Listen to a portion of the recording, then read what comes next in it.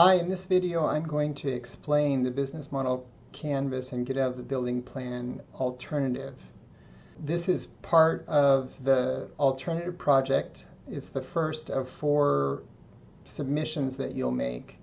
It's a low stakes assignment and I don't think it'll be too difficult, but it helps to get you on track and learn through the process throughout the semester. So I'll bring you here to the assignments page. You go to the course and you go under assignments, you should see BMC and get a building plan or alternative. And so we're going to go over the alternative in this video. You can see here that I have 2 links here. One is the link to rubrics that I give to you, so you can see how I grade this. This has all the rubrics for all 4 parts of the project for the semester. Okay. And then the other link is to a template that I give to you so that you can fill it in. So we're going to go to that. In this template, it describes the business idea that I'm going to provide for you. Everybody's going to work on the same business idea. So you're going to be able to do interviews and be able to compare with other people who are doing interviews about the same idea. So you're going to be able to learn a lot in that process, which is helpful. So you can read about the idea here. This is a Google Doc template. You can see in the assignment itself, there's 2 pages. First, you fill out the business model canvas, and second, you provide some explanation for that. So I'm going to go over that. In order for you to use it as a template, though, you need to not edit this document. I've got some notes over here. Don't do that. There's 2 ways that you can use this template. You can go over here to File and make a copy, and then save it into the folder that you want. Or you can go Control A, which is Control All. That selects everything. And then go Control C to copy it all. And then you can go over to your drive, open a new Google Doc, and then probably change the format of the page first, because the business model canvas is landscape. Change it to landscape, and then just Control V for paste. And then you have everything in here. Okay. Now that you have everything in here, you can take out all of this extra stuff up top. Boom.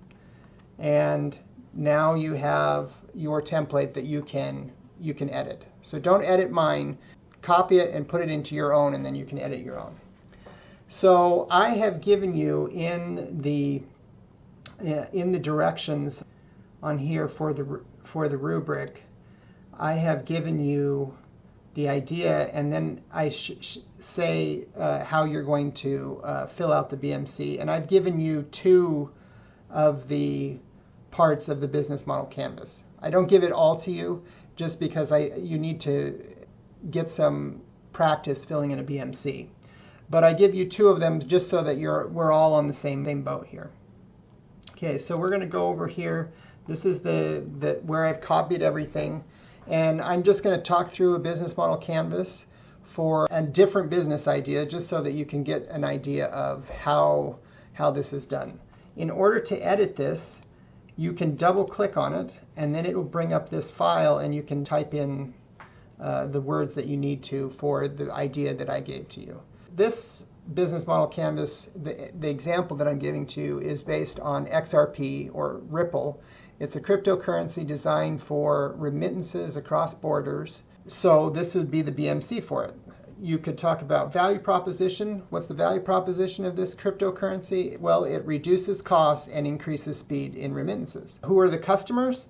They're immigrants or families of immigrants sending to people in other countries, and particularly those that have institutional problems, corruption, problems with laws, regulations, and so forth. How are they going to get these XRP crypto tokens to people? They're going to actually get the tokens to people through brokerages and markets, and they're going to let people know about it through customer relationships by personal selling to banks, social media, conferences, sharing among XRP investor groups.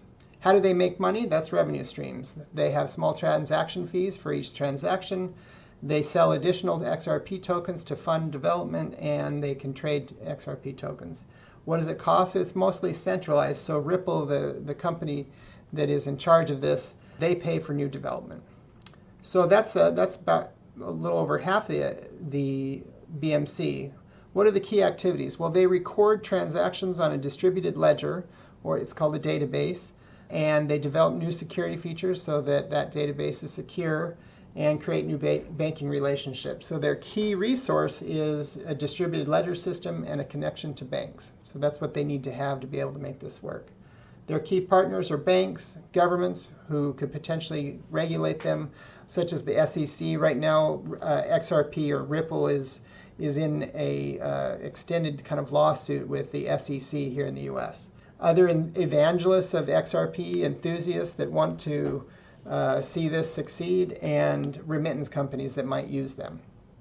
Okay, so I just talked through a BMC. You're going to do the same thing with the idea that I gave you for this class to test for this semester.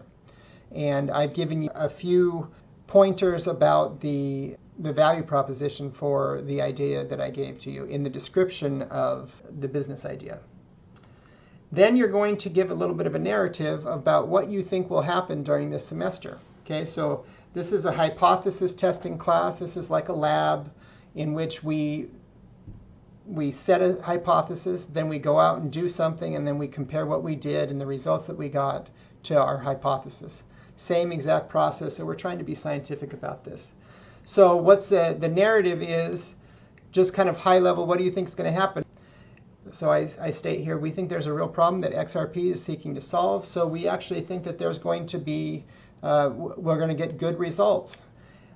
And assuming that, let's say the whole class was able to do 200 interviews, we expect the following results. We think that speed's going to be more important than reducing costs, maybe 20% more important. We think problems of remittances will be much higher for those that are immigrants than non-immigrants. So 20% higher for cost, 30% higher for speed for immigrants versus non-immigrants. And we think the problems with remittances is going to be a lot higher for remittances to countries with institutional problems. So those are numbers. They're just guesses. We're going to see during the semester whether we're right, and I'm going to give you some tools to be able to measure that. And it's going to be fun because we're going to be able to have a lot more interviews across a lot of different people.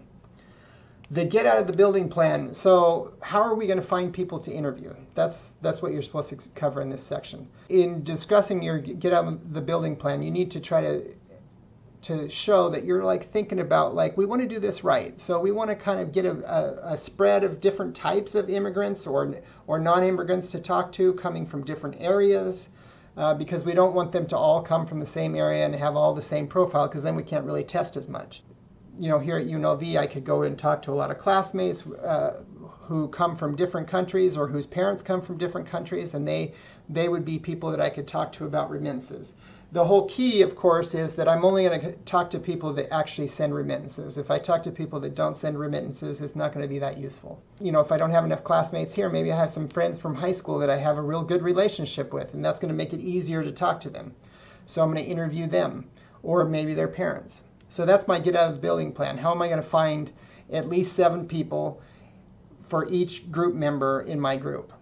What else could we test that beyond whether they come from a country with institutional problems and whether they're immigrants or non-immigrants? Maybe we could gather some data about how old the person is that they're sending the money to, because we think age matters as far as adopting technology and more complicated technology. So maybe that will matter. So that's something that we would want to record when we gather data. And then finally, how big of a market is this? I just did a simple Google search. I found this great website that's pretty authoritative, and it says that the market for remittances is $630 billion in the world. And a lot of it going to India, Mexico, China, Philippines, and Egypt, and that the US sends $75 billion. So that's the assignment. Not very difficult. It's starting to get you into the groove of how to do this. So you can just take that and submit that on the assignment tab. Let me know if you have any questions. I hope this will be enjoyable for you as you try to think about how to test the business idea that I provided for you, which may or may not work. We'll see.